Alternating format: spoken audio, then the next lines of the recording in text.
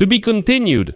Ukraine must first sign a peace agreement with Russia and agree to transfer control over the entire Donbas to the Russians in order to receive real security guarantees from the United States of America. But the assumption about forcing Ukraine to make territorial concessions is supposedly deceptive. This is the explanation that was given at the White House today. And it should be noted right away that the day before, a number of Western media outlets had already reported that Donald Trump is indeed demanding that Kyiv agree to surrender Donbas in order to receive both security guarantees and a recovery package. Allegedly, only in that order. And today, United States Secretary of State Mark Rubio, speaking in the United States Senate, said that at the negotiations in Abu Dhabi, security guarantees are being discussed, according to which British and French troops could be sent to Ukraine. In addition, they include support from the United States. But at the same time, Mark Rubio stated that America needs to radically reconsider its structure of participation in the North Atlantic Alliance.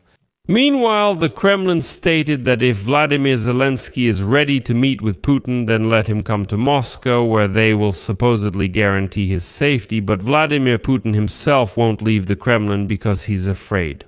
Against this backdrop, the Kremlin noted something positive in the negotiations.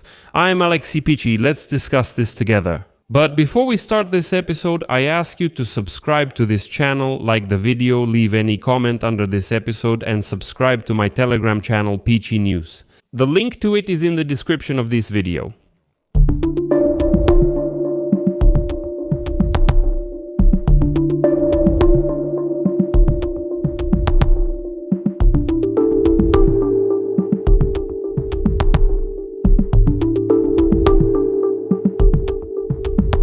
So, United States Secretary of State Mark Rubio stated today in the Senate that during the negotiations in Abu Dhabi, security guarantees are being discussed, according to which troops from the United Kingdom and France will be sent to Ukraine and not from some neutral countries as Vladimir Putin really wanted.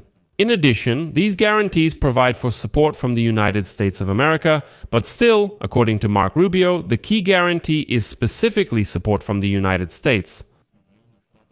Next is his quote, "I am not begging." The fact that some European countries are ready to deploy troops in post-war Ukraine, I'm just pointing out that without United States support, it doesn't matter.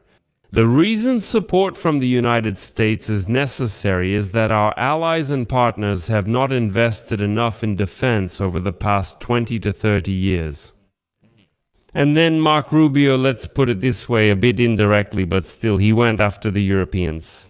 He stated that NATO needs to be rethought and that European countries should significantly increase their defense capabilities. He said that without this, even security guarantees for Ukraine remain completely dependent on the support of the United States of America. Nevertheless, even to obtain these security guarantees, Ukraine apparently needs to make huge concessions to the Kremlin. The fact is that, in addition to the Financial Times report, today Reuters also writes that Ukraine must first sign a peace agreement with Russia in order to receive security guarantees from the United States of America. But the suggestion that Ukraine is being forced into territorial concessions is supposedly misleading. And a source familiar with the course of the negotiations told the publication that, in the opinion of the United States, Ukraine must first sign some kind of peace agreement with the Russians and agree to give up territory. The withdrawal of Ukrainian troops from Donbas and so on and so forth. And only after that can Kyiv count on any security guarantees from the Americans. This means that Ukraine has to take their word for it and agree to a peace deal that involves giving up territory. And just hope that Donald Trump doesn't go back on his word regarding security guarantees and the post-war recovery package. So the peace agreement could already be signed, and then the Americans might say, listen, let's reconsider the issue of security guarantees a bit. Maybe we got ahead of ourselves. We said we were ready to ratify these guarantees, but maybe we're not actually ready. But at that point, just so you understand, the peace agreement will already have been signed, meaning we will have already agreed that Ukrainian troops will completely withdraw from Donetsk and Luhansk regions. At the same time, a Reuters source in the White House denied that the United States is pressuring Ukraine, trying to force it to cede territory to the Russian regime.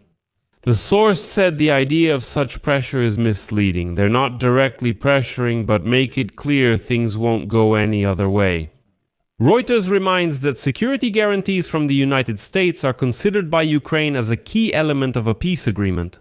This issue was a key topic at the last negotiations in Abu Dhabi, and delegations from Ukraine, the United States, and Russia will meet there again on Sunday, February 1 in Ukraine. President Volodymyr Zelensky, let me remind you, already said this week that the document on security guarantees is 100% ready. And now we are waiting for a signal from Washington about when and where they are ready to sign it. But Ukrainian officials, as Reuters writes, are not sure that Washington will commit to fulfilling the security guarantees since the United States, quote, stops every time the security guarantees are about to be signed. That's why Zelensky clearly stated, guys, the document is 100% ready, we're waiting for your go-ahead. When and where do we sign? So far, this hasn't happened. So, accordingly, there will be no surrender, nothing at all will happen in terms of a peace agreement. And I'll note here that recently the Financial Times wrote that the administration of United States President Donald Trump allegedly told Ukraine that providing security guarantees depends on Kyiv's willingness to make concessions on the territorial issue. Basically, they mean giving up Donbas. However, the White House is once again trying to deny this and says that no one is forcing Ukraine to make any concessions. They just say that this is the only way and nothing else. It seems to me the Americans have fallen into the Kremlin's trap. Because Putin has long been tempting Donald Trump with the idea that to achieve peace, Kyiv simply needs to give up the eastern territories of Donetsk and Luhansk regions, which are almost lost anyway. And for Stephen Witkoff as well, who, if you remember, as Donald Trump admitted, knew nothing about Ukraine and Russia before the negotiations began, this idea really does seem obvious. And Witkoff himself might think it's a truly obvious solution. Look at mine. Ukraine. The strength and time to retake these territories just as it would take the Russians to seize the rest of Donbas. So, well, that's a wonderful solution. Just let the armed forces of Ukraine simply withdraw. You see, Stephen Witkoff might really think that way, but the same Stephen Witkoff might not understand the key point. If Ukraine gives up Donbas, it will be a gift to Vladimir Putin, and peace is unlikely to follow. Well, Putin hasn't been able to capture these territories throughout the entire war that started in 2014. And here is the thing. The Washington Institute for the Study of War writes that, on the one hand, it is unlikely that Russian troops will be able to establish control over the rest of Donbas even by the end of 2027. And from a military logic standpoint, Ukraine would unjustifiably make things easier for Russia if it hastily gave up the region. All the more so because after a period of recovery, the Russian army would find itself in a more advantageous position. This concerns geography and terrain, which will make it easier to resume attacks on southwest and central Ukraine in the future. On the other hand, Russia clearly aims for more than just capturing Donbas. Well, for example, the head of the Russian army, Valery Gerasimov, recently talked about the need to create buffer zones beyond Donbas. So they're saying, okay, Donbas. And then another piece, and then another and another. Moreover, Vladimir Putin has repeatedly hinted and made it clear that the goal is to overthrow any pro-Western government and establish a puppet regime in Kyiv. But there's another problem as well. It's the frightened dictator Vladimir Putin, who is afraid to finally come out of his bunker. Today, the Kremlin once again invited the president of Ukraine, Volodymyr Zelensky, to Moscow for a meeting with the bold dictator Vladimir Putin. Putin's aide Yuri Ushakov stated that supposedly Donald Trump himself repeatedly asked Vladimir Putin to meet with Zelensky, but the Kremlin once again came up with two excuses, two conditions, call them whatever you want. The Kremlin once again stated that the talks should take place in Moscow, and Ushakov also said that they need a few more months to prepare the groundwork for such negotiations. The Kremlin stated that the talks should take place in Moscow and said that they need months to prepare the groundwork for the negotiations.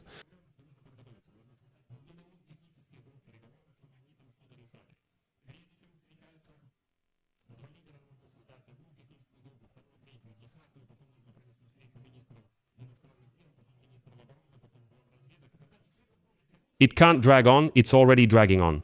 Let's put it this way. Donald Trump has already been president for a year, exactly a year. This was stated by the Kremlin during the negotiations VA. Ushakov stated that it would take months to prepare the groundwork for negotiations.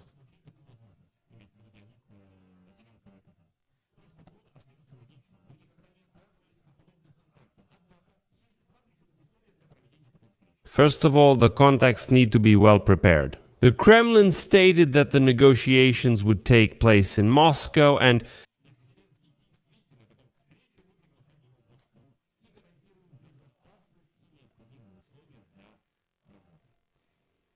stated that it would take months to prepare for the negotiations.